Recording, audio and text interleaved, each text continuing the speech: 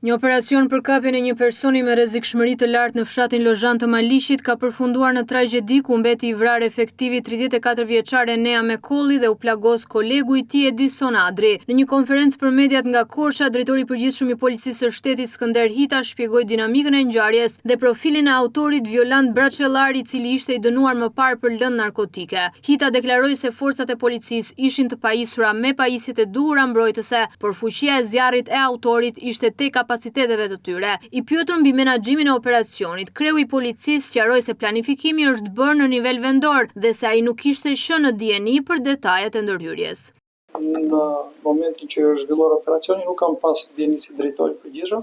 Ky operacion është zhvilluar nga Drejtoria Vendore e Policisë Korçë dhe masat për realizimin e këtij operacioni janë masa operacionale që i përkasin vetëm Drejtorisë Policisë Korçë. Nëse do ishte kërkuar jo mendimi, por shqyrtimi gjithë rastit, shqyrtimi gjithë informacioneve, patjetër që do ishin marrë ndoshta masa më të fortë. Punojësit e policisë, të gjithë janë të trajnuar, të shkolluar sipas ligjeve dhe funksioneve që kemi si policia e shtetit, edhe në këtë rast kanë qenë shërbimet më të specializuara të drejtorisë vendore, të cilat janë shërbimet shqipponja dhe shërbimet e tjera mbështetëse që ka komisariati dhe drejtoria vendore.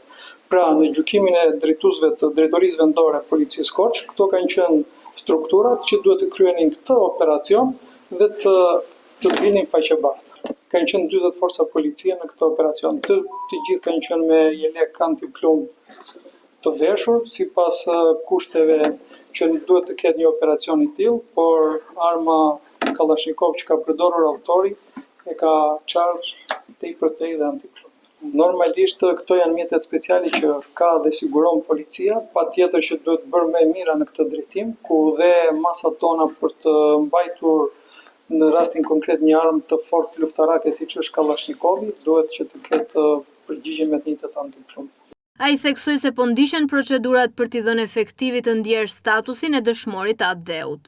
Për familjarët e dëshmorit tashmë, në këtë akt heroik, ne po bëjmë gjithë procedurat që ai të përfitojë statusin e dëshmorit, pasi dhe procedurat do kohën e vet, dhe për të bërë më të mirën dhe të gjendemi pranë familjes tij, njerëzve të dashur, por gjithashtu dhe gjithë kolegëve të tjerë. Fjalën në konferencë mori edhe ministri i Brendshëm Besfort Lamallari, i cili shprehu ngushëllimet më të ndjera familjes së efektivit të vrarë dhe siguroi mbështetjen maksimale për shërimin e efektivit të plagosur.